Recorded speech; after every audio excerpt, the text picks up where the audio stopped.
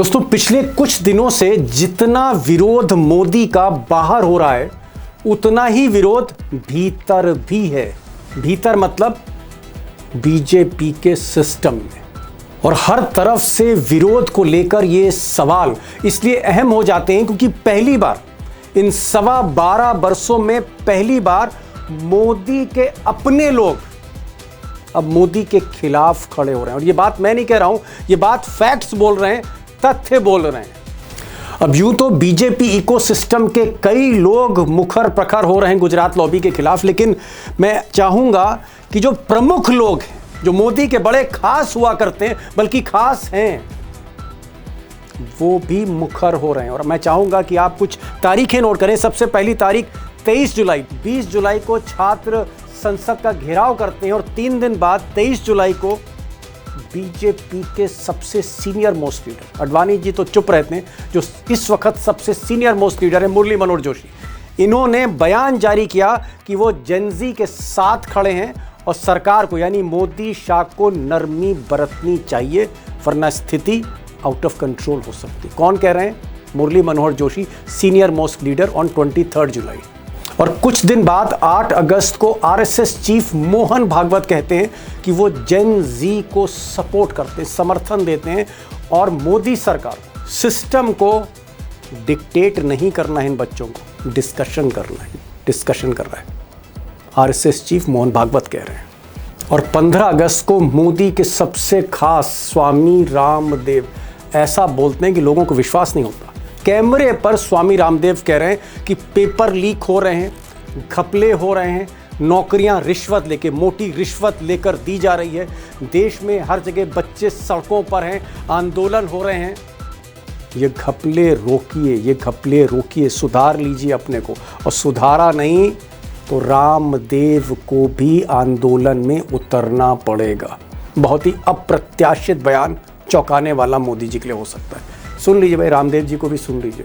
ऐसे ही आंदोलन करना पड़ा तो देश कैसे चलेगा? इसलिए भाई सुधर जाओ, नहीं तो देश में आंदोलन और ज्यादा भी हो सकते हैं। आंदोलन के नाम पर मैं अराजकता, अनार्की का समर्थक नहीं हूं, लेकिन भाई ये बात तो जरूर है, देश में घपला भी बहुत है। ये घपले ठीक कर लो, नहीं तो कोई ऐसा ना हो कि बाबा रामदेव को दोबारा आंदोलन करना पड़े। अब दोस्तों, बात सिर्फ सीनियर बीजेपी लीडर मुरली मनोहर जोशी या फिर आरएसएस के चीफ मोहन भागवत या स्वामी रामदेव तक सीमित नहीं, बल्कि मैं तो कहूँगा कि पिछले कई दिनों से, 7-8 दिनों से देश में हर दिन हर जिले में, वो चाहे जेन जी हो, 1997 के बाद जो बच्चे पैदा हुए हैं, या फिर जेन अल्फा, उनसे भी छोटे यंग बच्चे, हर जगह घेराव प्रदर्शन कर रहे हैं। कहीं हाईवे रोके जा रहे हैं, कहीं स्कूल में बच्चे दौड़ रहे हैं, तो कहीं प्रशासन और जिला अधिकारी का घेराव बच्चे कर रहे हैं। अगर आपके पास जाते तब भी आप यही सुविधा रखते क्या? एक भी कमरा नहीं लिया। लेकिन पहली बार आज कुछ ऐसा हुआ जिसकी शायद किसी को उम्मीद नहीं होगी। मोदी के समर्थकों को, बीजेपी के वर्कर्स को उम्मीद नहीं होगी। जिस वक्त लाल किले पर प्रधानमंत्री का भाषण हो रहा था देश के नाम, उसी वक्त वहाँ से कुछ दूरी पर कनॉट प्लेस, देश का जाना माना बाज़ार दिल्ली के हाट में, और वहीं पर जो राजीव चौक है, सबसे बड़ा मेट्रो स्टेशन का हब, वहाँ पर नारेबाजी हो रही थी। और ये जो वीडियो है वायरल हो रहा है। मैं सिर्फ नहीं दिखा रहा हूँ, ये वीडियो वायरल हो रहा है सोशल मीडिया पे, जहाँ पहली बार हम नरेंद्र मोदी के खिलाफ सार्वजनिक तौर पर नारे सुन रहे हैं।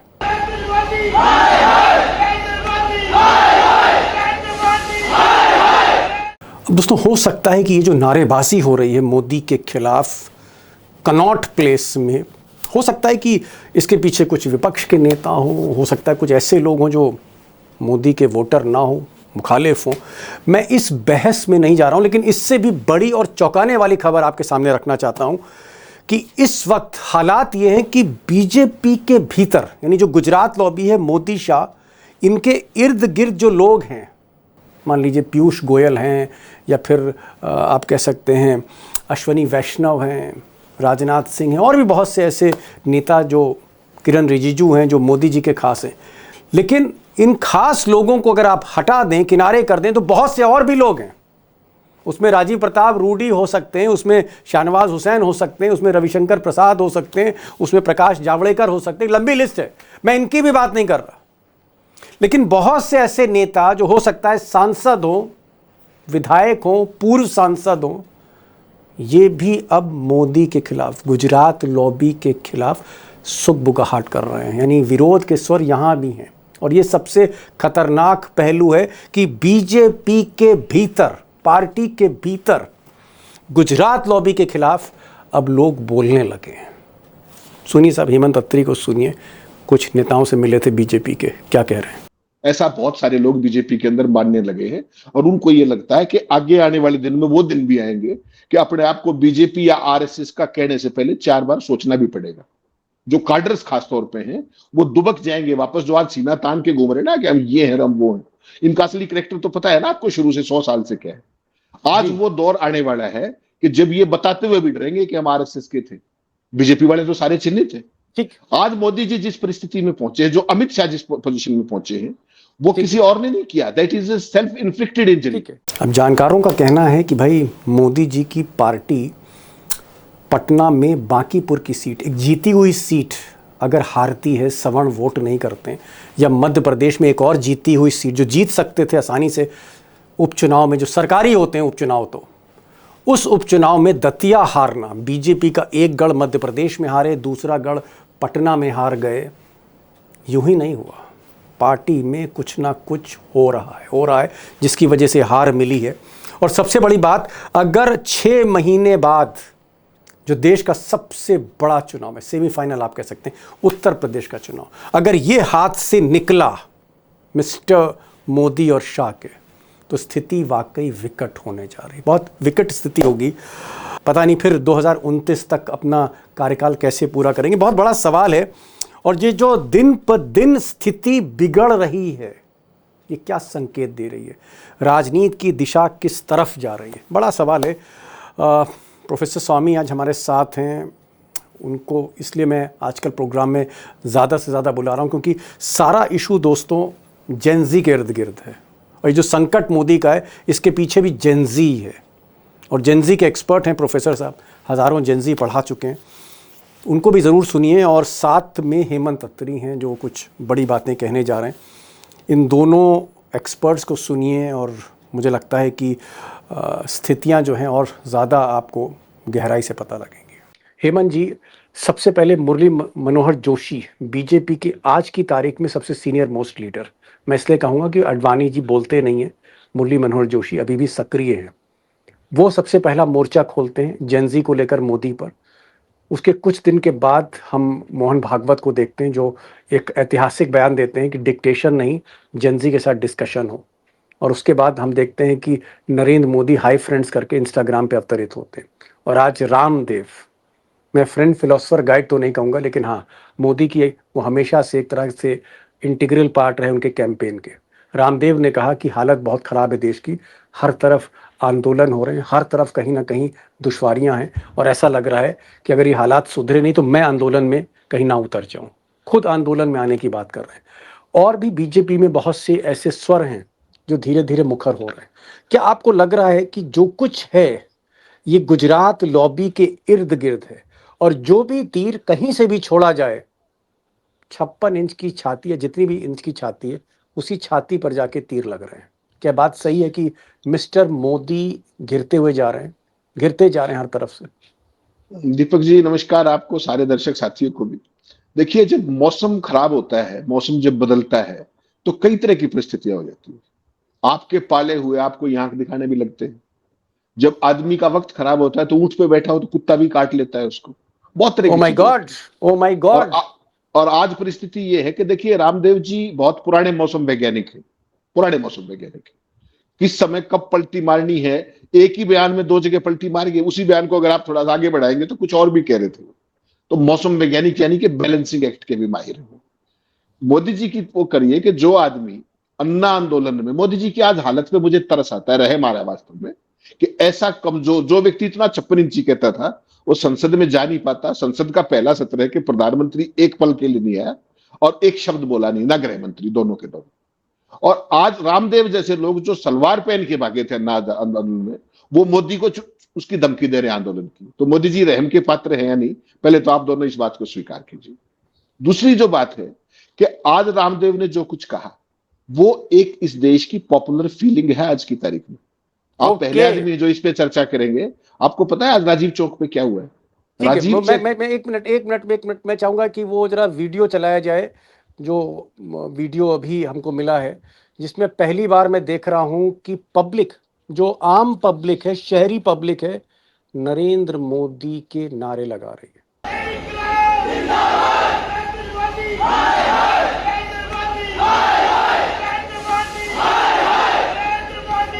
तो देखा भाई, अत्री साहब नारे लग रहे हैं, और वो भी राजीव चौक पर। क्या आपको लगता है कि इस वक्त मोदी अपने करियर की सबसे मुश्किल घड़ी से गुजर रहे हैं, वक्त से गुजर रहे हैं?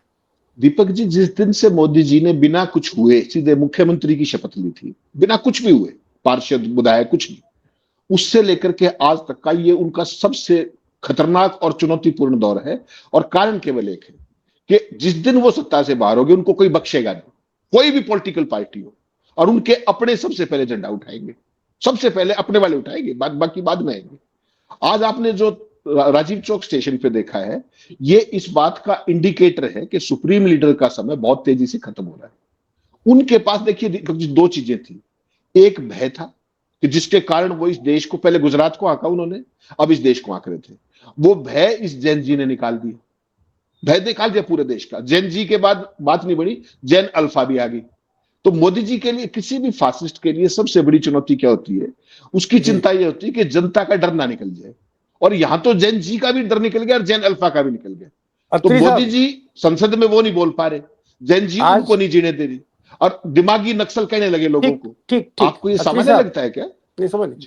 मैं कह रहा हूं कि आज आजादी का दिन है, आजादी का दिन है, और आज की तारीख में हमारा फ्रीडम ऑफ एक्सप्रेशन होना चाहिए। इसलिए मैं आपसे गुजारिश कर रहा हूं कि जिन बीजेपी के नेताओं के साथ आप बैठते हैं, चाय पीते, मुझे सब पता है, मुझे ये बताइए, मैं नाम नहीं पूछ रहा हूं, सीक्रेसी मेंटेन करूंगा, ये प्रॉमिस है। आप बीजेपी के जिन नेताओं के साथ बैठते हैं, बंद कमरे में चाय पीते हैं, आज आज़ादी के दिन पे मुझे ये बताइए कि क्या वाकई बीजेपी के भीतर अब गुजरात लॉबी से नाराजगी है, और कहीं यूपी हाथ से निकला तो मोदी जी के लिए आफत आने वाली है 6 महीने बाद? क्या नाराजगी है? बीजेपी के अंदर का मूड क्या है? और मैं उनकी बात नहीं कर रहा हूं जो मोदी जी के खास हैं, not about the kitchen cabinet of mister Modi. मैं अश्वनी वैष्णव या फिर किसी पीयूष गोयल या अमित शाह के बारे में नहीं पूछ रहा हूं, मैं उन सांसदों और लोगों के बारे में पूछ रहा हूं जिनको मोदी जी ने कुछ नहीं दिया। वो लोग क्या सोच रहे हैं इस वक्त? दीपक जी, आज आपने कमाल की बात कर दी।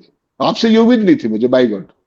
सबसे ज्यादा परेशान वही हैं जो मोदी जी के सबसे खास हैं। क्या बात कर रहे हो आप? अमित शाह, जिस दिन मोदी जी नहीं रहेंगे अमित शाह का क्या होगा आपको पता है? अश्विनी वैष्णव का क्या होगा? राजनाथ का क्या होगा?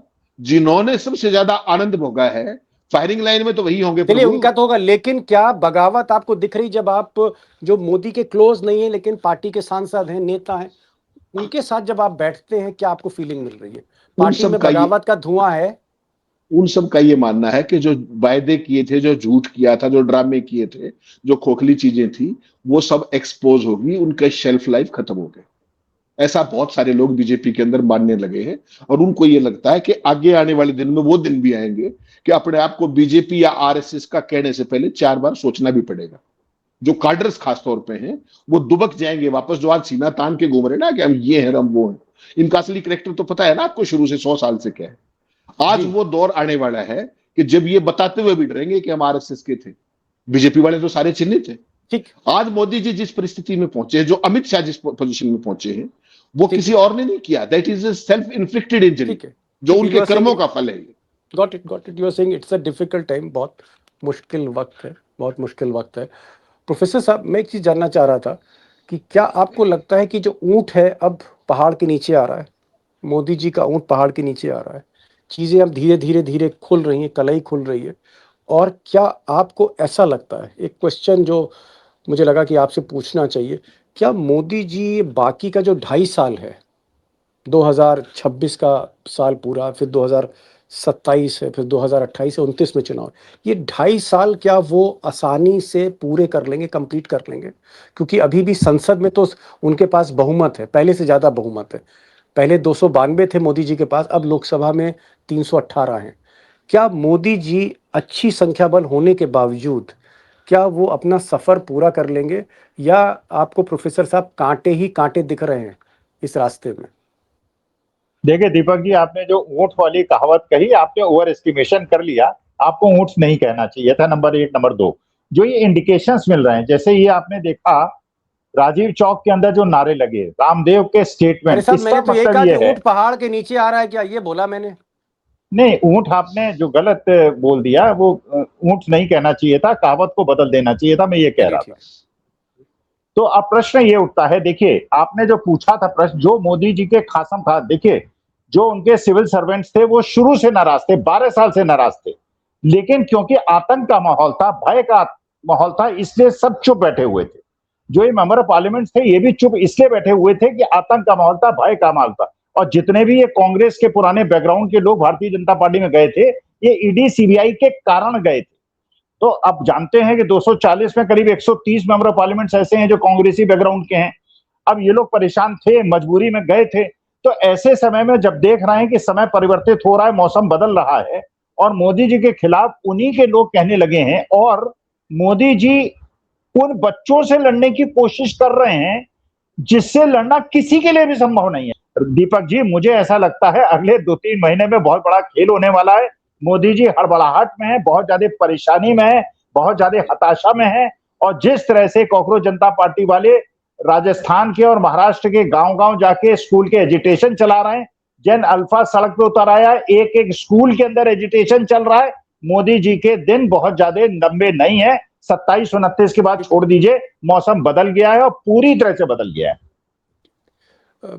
हेमंत जी, आप क्योंकि बीजेपी हो, कांग्रेस हो, ये जो पॉलिटिकल पार्टीज हैं, ऐसा पॉलिटिकल एडिटर इनको आप बहुत करीब से देख रहे हैं। जो अभी प्रोफेसर साहब ने कहा कि कांग्रेस के बहुत से नेता, यानी गैर भाजपा पार्टियों के नेता, वो चाहे मरहूम अजीत पवार रहे हो, या उनकी अब पत्नी हैं, या फिर प्रफुल्ल पटेल हैं, या फिर अशोक चौहान जो मुख्यमंत्री थे कांग्रेस के वो हैं, या आप असम के मुख्यमंत्री हेमंत बिस्व शर्मा हैं, तमाम कांग्रेसी, बल्कि शुवेंदु अधिकारी जो खुद कांग्रेसी थे, तृणमूल में, आज वो बीजेपी में, ये जो कांग्रेस बैकग्राउंड के या गैर भाजपा बैकग्राउंड के बहुत से सांसद, मंत्री हैं, नेता हैं, क्या अगर मोदी के खिलाफ बगावत शुरू होती है, माहौल उनके अगेंस्ट होता है, पब्लिक सड़कों पर आ रही, जेनजी सड़कों पर आ रही है, तो क्या ये नेता सबसे पहले दामन छोड़ देंगे मोदी का, जो कांग्रेस से मोदी के दामन में आए थे?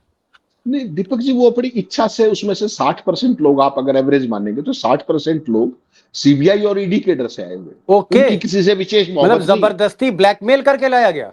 सर्टेनली, और जिनके आपने नाम लिए वो तो खास तौर पे, जो जो आपने नाम लिए हैं उनमें से हाँ, almost Ashok all Chauhan, of मैं देम। तो खुल के बोल रहा हूँ, हाँ, अशोक चौहान है, हाँ, हेमंत बिस्व शर्मा मुख्यमंत्री जी, असम के, शुवेंदु अधिकारी चीफ मिनिस्टर इस वक्त जो पश्चिम बंगाल के, इवन सम्राट चौधरी जी, जी। इज नॉट तो अ ये जो, आरएसएस प्रचारक।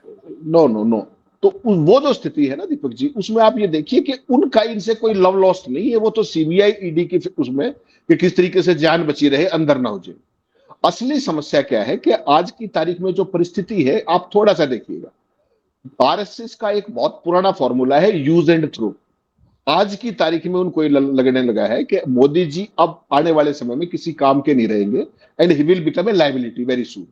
आप ये देखिए, 23 तारीख को मोदी जी ने पहला वीडियो बनाया, उनके हाथ कांप रहे थे कि नहीं? आज लाल किले पे उनके हाथ कांप रहे थे कि नहीं? इससे पहले किसी ने देखा था ये? आज जुबान लड़खड़ा रही थी कि नहीं?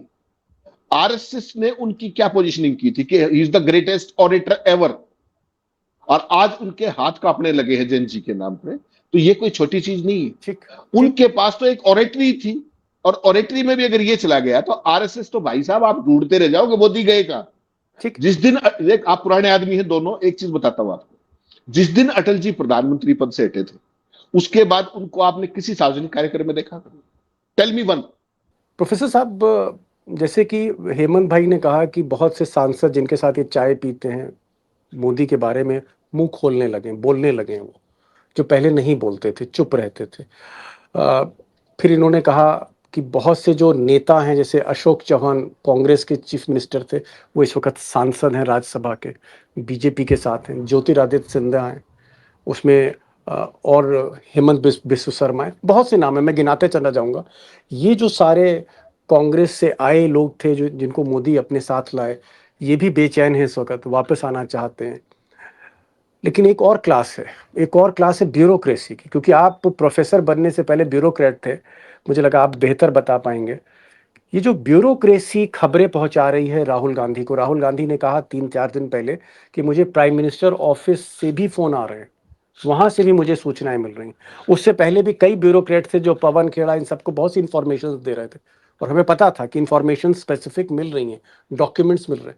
ये जो ब्यूरोक्रेट यानी जो नौकरशाह हैं, आईएएस ऑफिसर, आईपीएस ऑफिसर, ये जो सूचनाएं कांग्रेस को अब दे रहे हैं, इसका क्या मतलब है? इसका क्या मतलब है? रामदेव की बात छोड़िए, बाकी सबकी, मुरली मनोहर जोशी की बात छोड़िए, नौकरशाह ब्यूरोक्रेट्स ये अब क्यों इंफॉर्मेशन दे रहे हैं? ये भी क्या मौसम विज्ञानी होते हैं? इनको भी पता लग रहा है क्या होने जा रहा है?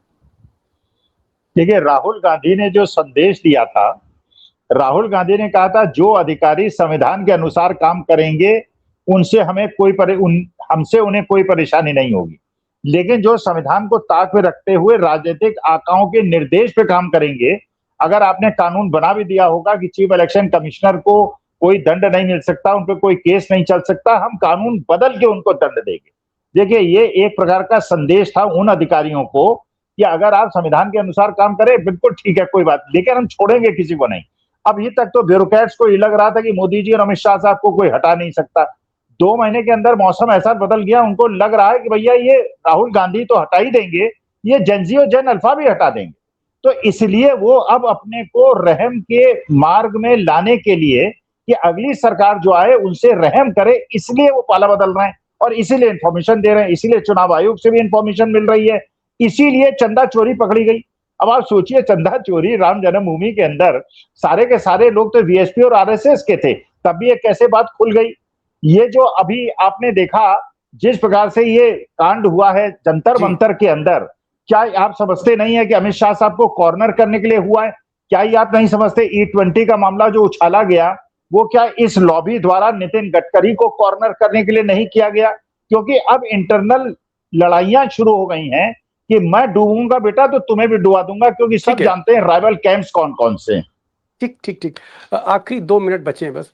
अत्री साहब, ये जो प्रोफेसर साहब से मैंने सवाल पूछा कि ब्यूरोक्रेट्स मतलब जो इस देश को चलाते हैं, बैकबोन है, secretary, joint secretary, cabinet secretary, राज्यों में चीफ सेक्रेटरी, कमिश्नर, डीसीपी, ये सारे लोग ये अगर सूचना दे रहे हैं राहुल गांधी को कि मोदी जी आज इनसे आज मुलाकात हुई, मोदी जी की आज उनसे मुलाकात हुई, ऐसा एक पॉलिसी आ रही है, ऐसा होने जा रहा है, अगर इस तरह की खबरें, सीक्रेट खबरें अगर विपक्ष को मिल रही हैं, तो हम क्या माने इसको कि ब्यूरोक्रेट्स अगर अगर अगर ब्यूरोक्रेट्स पाला बदल रहे हैं, तो क्या सरकार में भी आपको बदलाव दिखने जा रहा है? ये संकेत है। दीपक जी, ब्यूरोक्रेट हिंदुस्तान का सबसे बड़ा मौसम वैज्ञानिक होता है। जितने भी ये हैं उन सबसे बड़ा मौसम वैज्ञानिक होता है। और उसकी चिंता क्या होती है, जो जिस तरह का रिजीम आपने 12.25 साल में देखा है कि ऑटोक्रेटिक टाइप का सिस्टम, उसमें जो जो लोग की पोस्टों पे रहे थे, they are all vulnerable now for opposition government if it comes there in the power. Number 1। Number 2, इनको आज की पोस्टिंग की चिंता नहीं है। कोई भी समझदार निवेशक वर्तमान में नहीं भविष्य में निवेश करता है, तो ये इनको जो भविष्य दिख रहा है उसी के हिसाब से निवेश कर रहे हैं।